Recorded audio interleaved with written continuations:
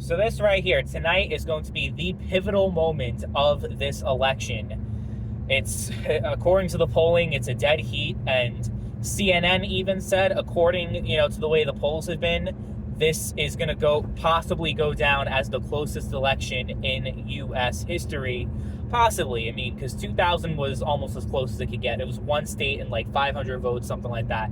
So I doubt it's going to be quite that close, but it's going to be close enough where I think regardless of who wins, there's still just going to be it's not going to be a mandate. There's going to be so much division still because it's going to be right down the middle. And yeah, I mean, our public discourse is still going to be like fucking cancer. But as far as the debate is concerned, I think this is going to be the deciding factor. Whoever has a stronger performance on tonight's debate, I think, is going to be the likely person to win the entire election. We're talking small margins, 1% to 2%. And, we have very few undecided voters left, but those few undecided voters are going to be pivotal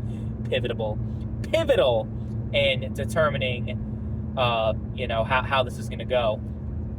So I don't know. As far as like who is actually going to win and who I think is going to win, I think it's probably that Kamala is not going to do as well as people think she is, but she's also at the same time going to do a lot better than Biden is, just on the basis of her not having dementia and not just being frozen. And people talk about word salads and all this shit, but it's still nothing in comparison to Biden and him just like clearly having an obvious cognitive decline. So I think on that alone, it's going to be better for the Democrats.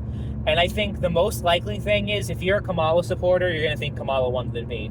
If you're a Trump supporter, you're going to think Trump won the debate. I don't think it's going to be a situation like the 2024 debate between Biden and Trump, where, even though people said Trump was not the winner because, he didn't actually do that great in the debate, there was a clear, stark contrast between Trump and Biden as far as performance is concerned. It was so bad that the entire party forced Biden out of the race. So, even the most loyal partisans were like, yeah, Biden's cooked. Like, we need to do something about this. With Trump, we go back to the Trump 2020 debate with Biden, the first one, and that was just a dismal performance.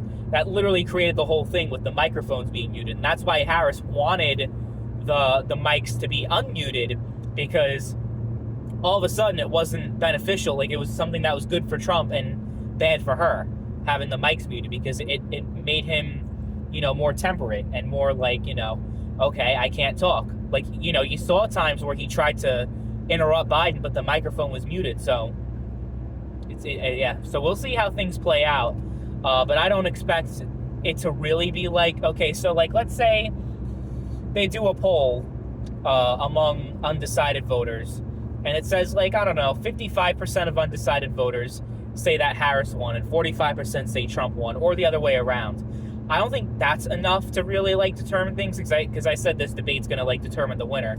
I think like there has to be a clear winner or loser. If Harris just completely fumbles, or if Trump just completely loses it and doesn't look very good, then that is going to decide it. But if it's just your standard debate where, a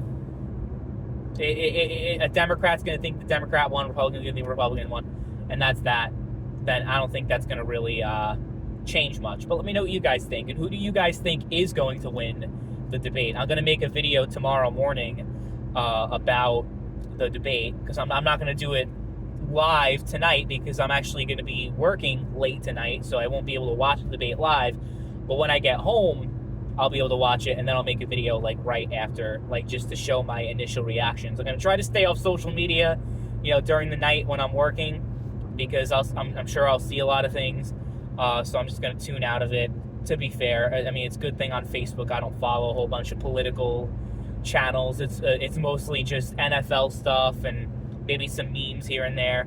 I don't follow any political pages at all. So, I mean, that's a good thing. I mean, I have a political channel here, but this is really just a side project. I don't think all day and all night about politics like I used to. And because I studied, I had a degree in politics.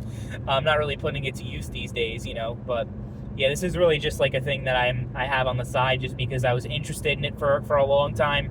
And that interest isn't fully gone, but this politics shit is just so fucking cancerous. Like, a debate is supposed to be something where wow, like I have a better understanding of what this candidate thinks versus the other candidate, and I can make a more informed decision about who I'm. Now it's just like, not just now, but like for the past like several years, probably the past decade plus, it's just been nothing but a fucking shit fleeing contest. Like it's horrible. It's a fucking circus. I mean, all politics is a circus, is really like, you know, there's no genuine fucking people, you know, that are in power, but you know, it's all just a performance art. But it's like, damn, with these debates, it's just like real. I mean, that was like a big, regardless of who you were like rooting for or who you supported, because I know there's a lot of anti-Trump people and a lot of like, you know, people who were anti-Biden as well.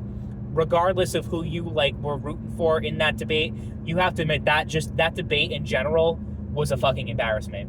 It was a complete embarrassment. So hopefully we at least get something better than that. Obviously, I have already made up my mind on who I'm voting for. Most of you watching have already made up your mind on who you're voting for.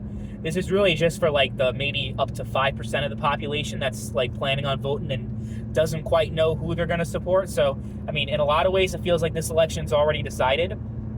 But I think, you know, something pivotal. I keep saying pivotal. I don't know why I can't say pivotal. Pivotal.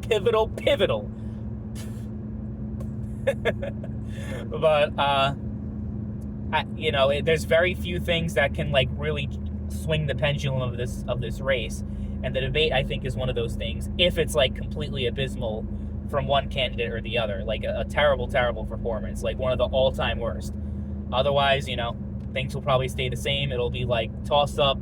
No one knows who's going to really win. No one's going to have an idea until all the ballots are cast and everything's counted. It's going to be interesting. I thought the last election 4 years ago was interesting. 2016, my first election. Wow, what an introduction! That was very interesting.